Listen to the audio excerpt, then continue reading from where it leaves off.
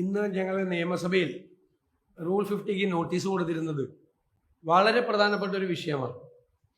തലശ്ശേരി മണോളിക്കാവ് ക്ഷേത്ര ഉത്സവത്തോട് നടന്ന ഒരു സംഘർഷം, അത് പിന്നീട് പോലീസും CPM പ്രവർത്തകരും തമ്മിലുള്ള സംഘർഷമായി മാറി.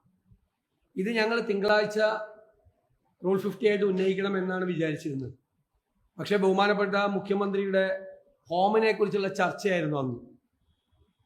ഞങ്ങളുടെ ഭാഗത്തു നിന്ന് സംസാരിച്ച 3 പ്രധാനപ്പെട്ട അംഗങ്ങൾ ഈ വിഷയത്തെക്കുറിച്ച് നിയമസഭയിൽ സംസാരിച്ചെങ്കിലും മുഖ്യമന്ത്രി ദീർഘനേരം മറുപടി പറഞ്ഞിട്ടും ഈ വിഷയത്തിൽ മാത്രം ഒരു മറുപടിയും പറയാതെ ഒഴിഞ്ഞു മാറി. ആ സാഹചര്യത്തിലാണ് ഇന്ന് സഭാ നടപടികൾ നിർത്തിവെച്ച് ഈ വിഷയം ചർച്ച ചെയ്യണം എന്ന് ആവശ്യപ്പെട്ടുകൊണ്ട് ഞങ്ങൾ നോട്ടീസ് കൊടുത്തത്. എന്നാൽ ഇത് പൊതുപ്രാധാന്യമുള്ള വിഷയമല്ല, സഭയിൽ ചർച്ച ചെയ്യേണ്ട ആവശ്യമില്ല എന്ന ലാഘവത്വത്തോടു കൂടി അതിന് അവസരം തരാതിരിക്കുകയാണ്. സർക്കാരിൻ്റെ പ്രതിരോധത്തിൽ നിൽക്കുന്ന, വല്ലാതെ പ്രതിരോധത്തിൽ നിൽക്കുന്ന കേരളത്തിലെ പോലീസിന്റെ മുഴുവൻ ആത്മവീര്യവും തകർത്ത് കളയുന്ന ഒരു സംഭവമാണ് തലശ്ശേരിയിൽ ഉണ്ടായത്. അത് ഗവൺമെന്റ് പ്രതിരോധത്തിലായതുകൊണ്ടാണ് ഈ നോട്ടീസ് ചർച്ച പോലും അനുവദിക്കാതെ അത് തള്ളിയത്. അതിൽ പ്രതിഷേധിച്ചാണ് ഞങ്ങൾ വാക്കൗട്ട് ചെയ്തത്.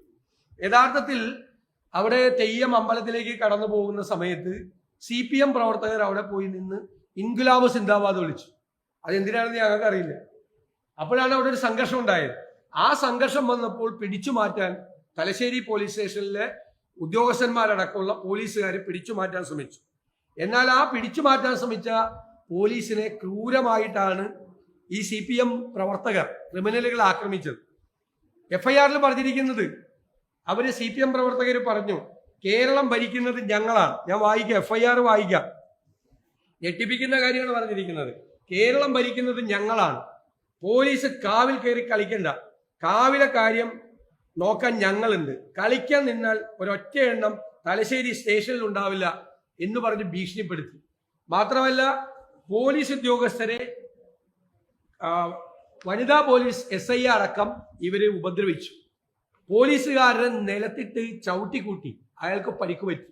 അതിനിടയിൽ സംഘർഷമുണ്ടാക്കിയ ഒരാൾ ഇതിനു മുമ്പ് പോലീസിനെ ആക്രമിച്ച കേസിലെ പ്രതിയാണ് എന്ന് പോലീസ് തിരിച്ചറിഞ്ഞ് അയാളെ അറസ്റ്റ് ചെയ്ത് ജീപ്പിലേക്ക് കയറ്റിയപ്പോൾ CPM പ്രവർത്തകർ സംഘമായി വന്നു ചേർന്ന് അയാളെ പോലീസിൽ നിന്ന് ബലം പ്രയോഗിച്ച് മോചിപ്പിച്ചു. എന്താ പറഞ്ഞത്? പിന്നെ ഞങ്ങളായിട്ട് കളിച്ചാൽ തലശ്ശേരി പോലീസ് സ്റ്റേഷനിൽ ഒരെണ്ണം കാണില്ല എന്ന് ക്രിമിനലുകൾ പറഞ്ഞത് യാഥാർത്ഥ്യമായി. 2 SIമാരെ, വനിതാ SIയെയും ട്രാൻസ്ഫർ ചെയ്തു ആ പോലീസ് സ്റ്റേഷനിൽ നിന്ന്. അപ്പൊ ക്രിമിനലുകൾക്ക് കൊട പിടിച്ചു കൊടുക്കുന്ന നടപടിയാണ്. എങ്ങനെയാണ് പോലീസ് ജോലി ചെയ്യുന്നത് കേരളത്തിൽ?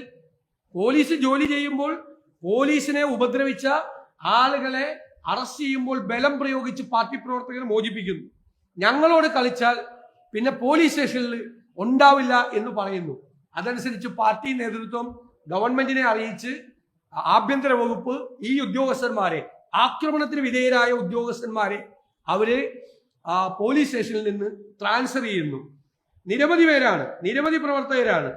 അതായത് ചെറുപ്പക്കാർ, ഈ FIR പറഞ്ഞിരിക്കുന്നത് കുറച്ചു ചെറുപ്പക്കാർ, സ്ത്രീകളടക്കമുള്ള ഭക്തജനങ്ങൾക്ക് ശല്യമുണ്ടാക്കുന്ന രീതിയിൽ പെരുമാറുന്നത് കണ്ട് വനിതാ SI പറയാണ്, അവരോട് മാറി നിൽക്കാൻ ഞാൻ ആവശ്യപ്പെട്ട പ്രകാരം മാറി നിൽക്കാതെ ആവുമെങ്കിൽ മാറ്റിക്കോ എന്ന് കയർത്ത് സംസാരിച്ചു. കയർത്ത് സംസാരിച്ച ചെറുപ്പക്കാരൻ പോലീസിനെ ആക്രമിച്ച കേസിലെ പ്രതിയാണെന്ന് ഞാൻ തിരിച്ചറിഞ്ഞപ്പോൾ അയാൾ പേര് മാറ്റി പറഞ്ഞു. എങ്കിലും അയാളെ മനസ്സിലായി. അയാളെ അറസ്റ്റ് ചെയ്തപ്പോൾ ബലപ്രയോഗത്തിലൂടെ പോലീസ് വാഹനത്തിൽ കയറ്റുകയും തുടർന്ന് 15ഓളം പേരും എനിക്ക് പരിചയമുള്ള ആളുകളും ഉൾപ്പെടെ 40ഓളം പേര് വന്നു ചേർന്ന് പ്രതിയെ ബലമായി മോചിപ്പിച്ചുകൊണ്ടാണ് പോയത്. പിന്നെ പോലീസിനെതിരെ അസഭ്യവർഷമാണ്. അത് ഞാൻ വായിക്കുന്നില്ല. FIR തന്നെ ഉണ്ട്, പോലീസിനെതിരായിട്ടുള്ള അസഭ്യവർഷം. ഈ പിണറായി വിജയൻ കേരളത്തിന്റെ ആഭ്യന്തരമന്ത്രിയായിരിക്കുമ്പോൾ പോലീസിനെ നിലത്തിട്ട് ചവിട്ടിക്കൂട്ടി CPMന്റെ ക്രിമിനലുകൾ. എന്നിട്ട് അവർക്കെതിരായി നടപടിയെടുക്കാതെ, സംഘടനാപരമായ നടപടിയോ മറ്റു നടപടികളോ സ്വീകരിക്കാതെ ഈ ഇരകളായി മാറിയ പോലീസുകാരെ പോലീസ് സ്റ്റേഷനിൽ നിന്ന് ട്രാൻസ്ഫർ ചെയ്ത് CPMനോട് കളിക്കണ്ട എന്ന ക്രിമിനലുകളുടെ വാക്കുകൾക്ക് കേരളത്തിലെ മുഖ്യമന്ത്രി അടിവരയിട്ട് കൊടുത്താണ്. കേരളത്തിലെ ഏറ്റവും നല്ല പോലീസ് സ്റ്റേഷനുള്ള അവാർഡ് കിട്ടിയ പോലീസ് സ്റ്റേഷനിലെ SIമാർക്കാണ് ഈ ദുരന്തം ഉണ്ടായത്. ഇത് സംസ്ഥാനത്തുടനീളം ആവർത്തിക്കപ്പെടുകയാണ്. SFI നേതാക്കൾ പോലീസിനെ ഭീഷണിപ്പെടുത്തുകയാണ്. നിനക്ക് വേറെ പണിക്ക് പോയിക്കൂടെ എന്ന് ചോദിക്കുകയാണ് SFI നേതാവ്. ചാലക്കുടിയിൽ വണ്ടി അടിച്ചു തകർത്തു. ഏരിയ സെക്രട്ടറിയുടെ നേതൃത്വത്തിൽ പോലീസ് അറസ്റ്റ് ചെയ്ത ആളുകളെ ബലമായി മോചിപ്പിച്ചു കൊണ്ടുപോയി. പോലീസ് ഉദ്യോഗസ്ഥരെതിരായിട്ട് പല സ്ഥലത്തും നന്നായി ജോലി ചെയ്യുന്ന പോലീസ് ഉദ്യോഗസ്ഥർക്കെതിരായി ഇവർ പല സ്ഥലത്തും ഭീഷണിയാണ് നടത്തുന്നത്. മൈക്ക് വെച്ച് കെട്ടി തന്റെ കാല് വെട്ടും കൈ വെട്ടും എന്ന് പ്രസംഗിക്കുന്ന CPM നേതാക്കന്മാർ. ആരാണ് കേരളം ഭരിക്കുന്നത്? എങ്ങനെയാണ് കേരളത്തിന്റെ പോലീസിന്റെ ആത്മവീര്യം തകർന്നു പോകാതിരിക്കുന്നത്? ഈ ക്രിമിനലുകളെ സംരക്ഷിക്കുന്ന ഈ സമീപനമാണ്. ഇതൊരു ഞെട്ടിക്കുന്ന, ഇത് കൊടുക്കുന്ന ഒരു മെസ്സേജ് എന്താ? കേരളത്തിലെ പോലീസിന് കൊടുക്കുന്ന മെസ്സേജ് എന്താ? പാർട്ടിക്കാരെ അവർക്ക് വേറെ അവകാശങ്ങളുള്ള ആളാണ്, അവരെ തൊടാൻ പോകണ്ട എന്നുള്ളൊരു മെസ്സേജാണ്. മുഖ്യമന്ത്രിയുടെ ജില്ലയിൽ സ്പീക്കറുടെ നിയോജക മണ്ഡലത്തിലാണ് ഇത്രയും ക്രൂരമായ നിന്ദ്യമായ ഒരു സംഭവം നടന്നത്. അതുകൊണ്ട് ബഹുമാന്യനായ സ്പീക്കറും അല്ലെങ്കിൽ മുഖ്യമന്ത്രിയും എല്ലാം പ്രതിരോധത്തിലാവും എന്ന് കണ്ടിട്ടാണ്. മറുപടി പറയാനില്ലാത്തതുകൊണ്ടാണ്. അല്ലെങ്കിൽ ഹോമിന്റെ ചർച്ചയിൽ ഞങ്ങൾ ഇത് ഉന്നയിക്കുമ്പോൾ മുഖ്യമന്ത്രി ലോകത്തുള്ള എല്ലാ കാര്യത്തിനും മറുപടി പറയുമല്ലോ. എന്തുകൊണ്ടാണ് ഇത് ഈ കാര്യത്തിൽ മറുപടി പറയുന്നത്? ഇതിന് മറുപടി പറയാനില്ല. ഗവൺമെന്റ് പ്രതിരോധത്തിലാണ്. ഇത് ഞങ്ങൾ അതിശക്തമായി പ്രതിഷേധിക്കുന്നു. മാത്രമല്ല, ഈ അമ്പലങ്ങളിൽ പോയി എന്തിനാണ് ബഹളം ഉണ്ടാക്കുന്നത്? എന്തിനാണ് രാഷ്ട്രീയം കലർത്തുന്നത്? നമ്മളെല്ലാവരും RSSന് എതിർക്കുകയല്ലേ? RSS എങ്ങനെ ഗണഗീതങ്ങൾ പാടുകയും അമ്പലങ്ങളിൽ പോയിട്ട് മാർച്ച് നടത്തുകയും ചെയ്യുന്നു. ഇപ്പൊ CPM ഇറങ്ങിയിരിക്കുകയാണ് പല സ്ഥലത്തും. ഇപ്പൊ ഇന്നലെ ഹൈക്കോടതിയുടെ രൂക്ഷമായ വിമർശനം ഉണ്ടായി. കടക്കൽ ക്ഷേത്രത്തിൽ, ദേവസ്വം ബോർഡിന്റെ ക്ഷേത്രത്തിൽ അവര് കൊണ്ടുവന്ന് ഗാനമേള നടത്തി. ഗാനമേള പുഷ്പനെ അറിയാമോ എന്നുള്ളത്? ആ പുഷ്പനെ അറിയാമോ? ലാൽ സലാം സഹാക്കളെ എന്ന് പാടുകയാണ്. പാടുമ്പോ അമ്പലത്തിലെ സ്റ്റേജിലെ വീഡിയോ വാളിൽ അരിവാൾ ചുറ്റിയ നക്ഷത്രം DYFI CPM. ഇതെന്ത് നാടാണിത്? ഇങ്ങനെയാണ് ഇവര്. ഞാൻ പറഞ്ഞു, ഇവർക്ക് BJPക്ക് സ്പേസ് ഉണ്ടാക്കി കൊടുക്കാണ്. അവിടെ വന്നൊരു സംഘർഷം നടത്തി BJPക്ക് സ്പേസ് ഉണ്ടാക്കി കൊടുക്കാൻ വേണ്ടിയിട്ടുള്ള കാര്യങ്ങളാണ് ചെയ്യുന്നത്. അമ്പലത്തിൽ പോയി ഇത് ചെയ്യാമോ?